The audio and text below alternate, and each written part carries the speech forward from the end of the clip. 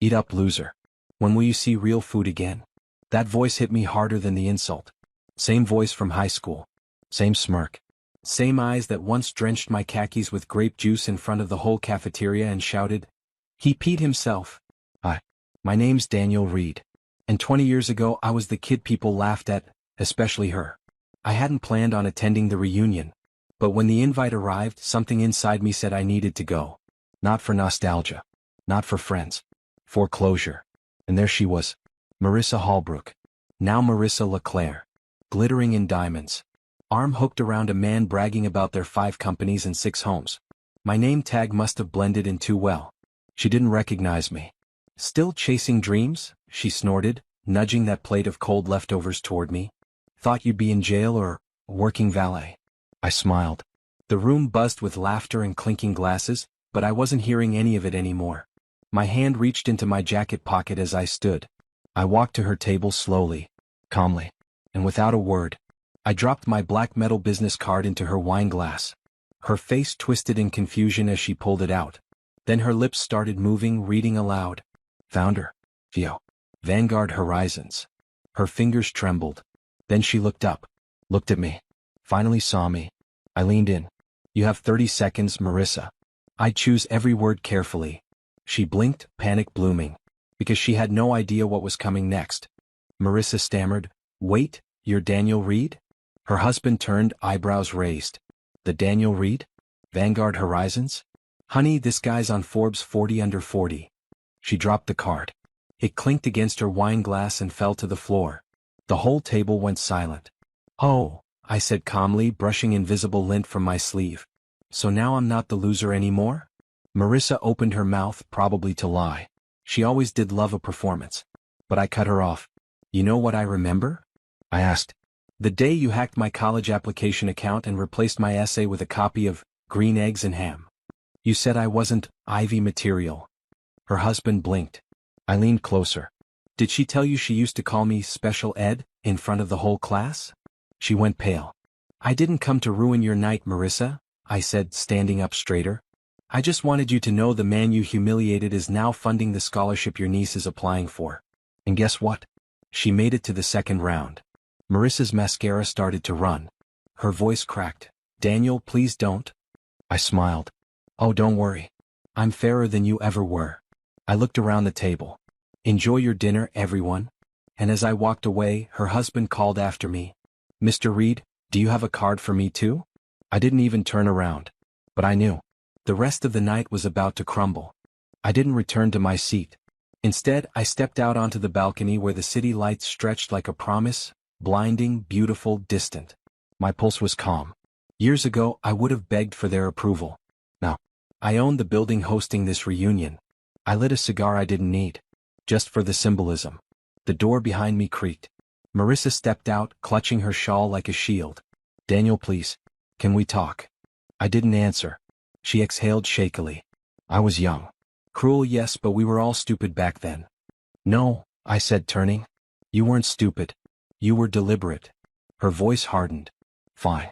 What do you want? To ruin my marriage? Is this your plan?" I raised an eyebrow. "I'm not the one lying to her husband." She flinched. I continued, "You still think this is about you. It's not. You're a footnote in a chapter 1 already closed. But tonight? You reopened it." She reached for my arm, her voice cracking. "Please, Dan, don't say anything. I'll lose everything." For a moment I saw the girl she once was. Charming. Calculated. Ruthless. I gently peeled her hand off my sleeve. "Maybe it's time you lose something," I said softly. "So you can finally understand what the rest of us lived with." She stood frozen. I walked away, straight into the ballroom, where her husband was laughing with the same girl Marissa used to bully in high school. And that gave me an idea. I returned just in time to hear Marissa's husband, David, tapping his glass for attention. "A quick toast," he said, grinning. "To 20 years since high school, and to the surprises life brings." Laughter and clinking glasses filled the room. Marissa had re-entered too, but her eyes were glued to me. Her lipstick was perfect, but her hands trembled behind the glass. David raised his drink again. "And of course to my brilliant wife, who helped make me the man I am today." My gaze didn't leave hers as I stepped forward. "May I say a few words?" He chuckled, "Of course." You've been quiet all evening. I took the mic. I used to sit alone at lunch. I once came to school with a urine stain on my pants because someone spilled juice on me in front of everyone. Laughter faded. Heads turned. But that day made me who I am. Marissa was frozen. I built a tech company with one goal, to ensure no one like that kid ever feels powerless again. A few people clapped politely, unsure. And tonight I want to announce something else. Our company's new mentorship program for underdogs. Those who were mocked, overlooked, and underestimated. I looked directly at Marissa. Because sometimes, it's the quiet ones you should be most afraid of. David's brow furrowed. Wait, you're that Daniel? Marissa whispered something into his ear. His smile vanished. That was just the beginning. Because the next name on my revenge list was his. David followed me out of the hall as the guests murmured behind us. Daniel R. Keaton? CEO of Iron Veil Tech. He was sweating now. The confidence had drained from his face. Yes, I replied calmly, sliding my jacket back over my shoulders. You and your wife treated me like garbage in school. Then again tonight. But see, I've learned that power isn't loud, it's quiet. Strategic. He stammered, that mentorship speech, it wasn't just for show? I leaned in. That was the warning shot. David flinched as I walked past him and returned to my table. Marissa was no longer smiling. She clutched her champagne glass like it was the only thing anchoring her. She knew what came next. David returned to her side, whispering frantically. She turned pale but nodded, trying to stay composed. Meanwhile, my assistant walked in, Vanessa, sharp and poised. She handed me a folder. I stood once more. Before I go, I said, voice calm, I want to share something. See, Iron Veil recently acquired a real estate analytics firm. Guess what popped up? I flipped the folder open, revealing satellite images and irregularities in David's development permits. Illegal zoning. Bribed city planners. Falsified documents. A hush spread across the hall. This will be going public tomorrow morning, unless one of you hands me a formal apology, signed, notarized, and framed. Marissa's face crumpled. David froze. But the most satisfying part? They hadn't yet realized what I really came here for. That was still in my back pocket. They didn't sleep that night. I knew because I received 4 calls from blocked numbers. And ignored every one. By morning, my email inbox had a carefully worded message from Marissa. We apologize for the misunderstanding. Let's put this behind us. Misunderstanding. Cute. I forwarded it to my legal team and replied with a single sentence. You'll need to do better. That afternoon, David called a press conference. One that failed spectacularly when reporters began asking about the leaked Iron Veil audit report. Yes, I had published it. The cover-up, the zoning fraud, the fake consulting firms. All of it. Their company stock crashed 23% in 3 hours. Sponsors pulled out. Partnerships died mid-signature. But I still hadn't touched the one thing they valued most. Reputation. So I sent one final invitation, to Marissa and David. A private dinner. Just us. She arrived first, visibly rattled. No diamonds this time. No smirk. David followed, fidgeting. What do you want, Daniel? I placed a sleek black box on the table. Inside. A framed photo from high school. Me, pants soaked, face red, Marissa laughing beside him. I used to think this was the worst day of my life, I said. Now. It's the reason I built everything. They stayed quiet. I'm not here for revenge anymore, I said. I'm here for the final deal. David blinked. What deal? I smiled slowly. One signature from you, and your entire company belongs to me. Marissa gasped. But David reached for the pen. David stared at the pen like it weighed 1,000 pounds. Don't do it, Marissa hissed. This is insane. But David was already sweating, eyes bouncing between me and the framed photo. What happens if I don't sign? He asked. I leaned forward calm. Then tomorrow morning the SEC gets my file. And the IRS.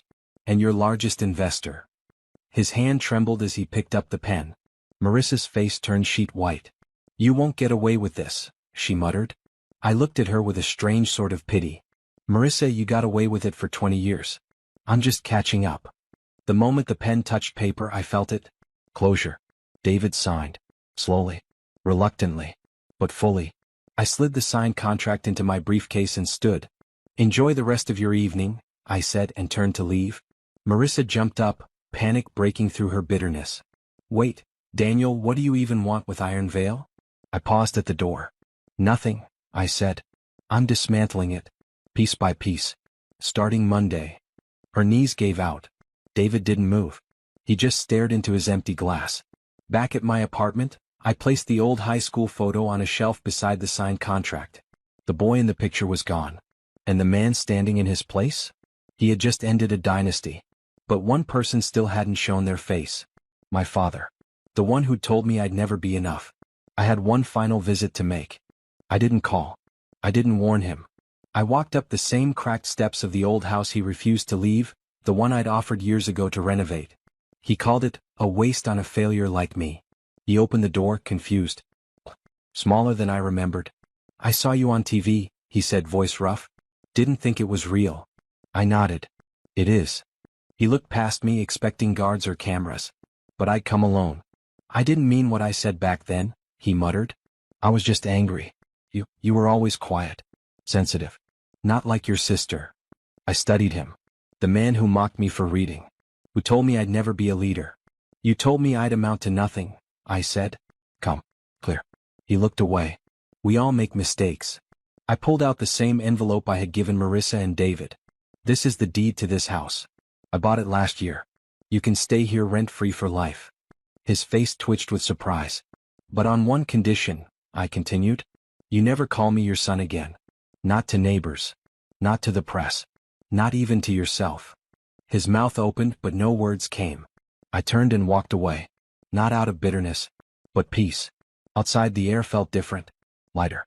In my pocket was a letter I had written myself 5 years ago, when I was broke and alone, titled, For When You Finally Win. I read it that night and smiled. Because I had.